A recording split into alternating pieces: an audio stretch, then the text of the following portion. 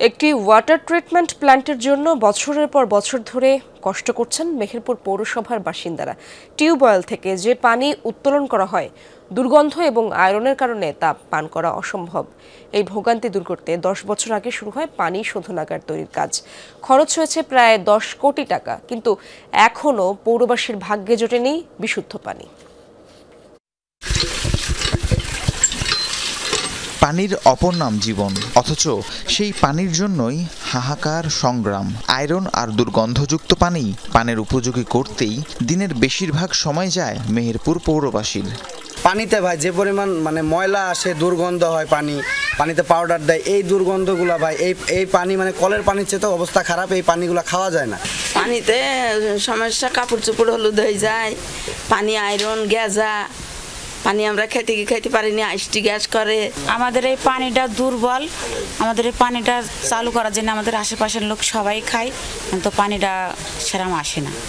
দুর্ভোগ দুর্দশা দূর করতে শহরের 9 নম্বর ওয়ার্ডে 2015 সালে শুরু হয় ভূগর্ভস্থ পানি শোধনাগারের কাজ।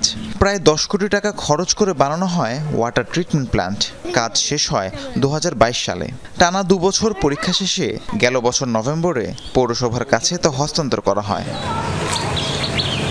পানি শোধনাগারের দিকে তাকিয়ে 1 দশক অপেক্ষা করছে পৌরবাসী, কিন্তু হস্তান্তরের পর 10 মাস পেরিয়ে গেলেও চালু হয়নি প্ল্যান্টটি।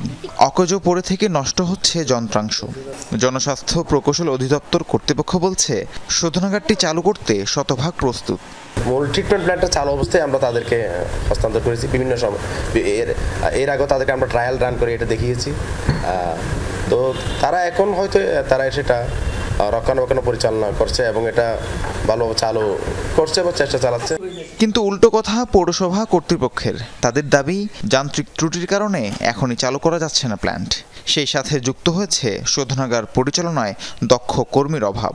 পানির যে প্রেশার, পানির যে চাপ, 10 ইঞ্চি পাইপলাইন, সেই 10 ইঞ্চি পাইপলাইনের প্রেশার নিতে পারছে না। এটা আমার অন্যান্য পাইপলাইন তো অলরেডি ব্লক হয়ে গেছে, 50% বলা যায় ব্লক হয়ে গেছে।